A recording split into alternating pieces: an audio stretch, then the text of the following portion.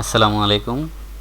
আজকে আমি মাইক্রোসফট ওয়ার্ডের লেখার বোল্ড, ইটালিক, আন্ডারলাইন এবং লেখা ছোটো বড়ো করা এবং বিভিন্ন ফন্টের স্টাইল চেঞ্জ করা নিয়ে আলোচনা করব।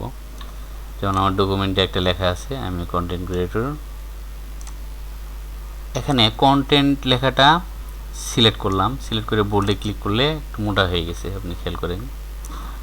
আবার ইটালিকে ক্লিক করলে একটু বাঁকা হয়ে গেছে, আন্ডারলাইন ক্লিক করলে নিচে একটা আন্ডারলাইনের দাগ চলে আসছে। আপনি চাইলে এই লেখাটাকে সিলেক্ট করে এই ফন্টের যে বিভিন্ন ধরনের ফন্ট আছে, ইংরেজি, বাংলা, এগুলোতে বিভিন্ন ধরনের ফন্ট আছে। আপনি যদি এই ফন্টটার যে কোনো ফন্ট আপনার চয়েস মতো নিয়ে সিলেক্ট করে ক্লিক করলে সেই ফন্টটাই আপনার ডকুমেন্টে চলে আসবে। তাহলে আপনি চাইলে এই লেখাটাকে বড় ছোটো করতে পারবেন। এখান থেকে 24 ফন্ট আছে, আপনি সাইজটা 72 পর্যন্ত নিতে পারবেন। অনেক বড় হয়ে গেছে।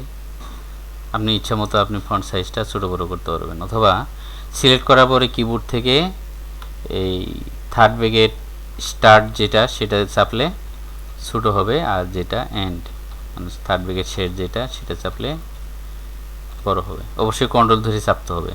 কন্ট্রোল ধরে চাপলে আপনি লেখাটুকু যতটুকু লেখা সিলেক্ট করবেন সেই লেখাটুকু ছোটো বড়ো অনায়াসে করতে পারবেন।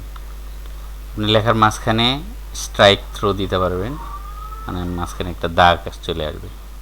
সাধারণত যখন কোনো ওই অ্যামাউন্ট, আগের অ্যামাউন্ট কেটে নতুন অ্যামাউন্ট বসানোর ক্ষেত্রে এরকম কাজে ব্যবহার করা হয়।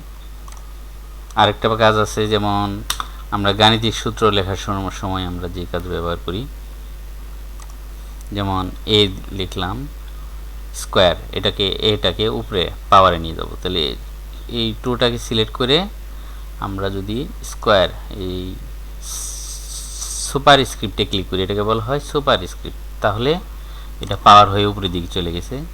আর যদি টুটাকে সিলেক্ট করে সাব স্ক্রিপ্ট ক্লিক করি, তাহলে এটা বেস মানে নিচে চলে গেছে।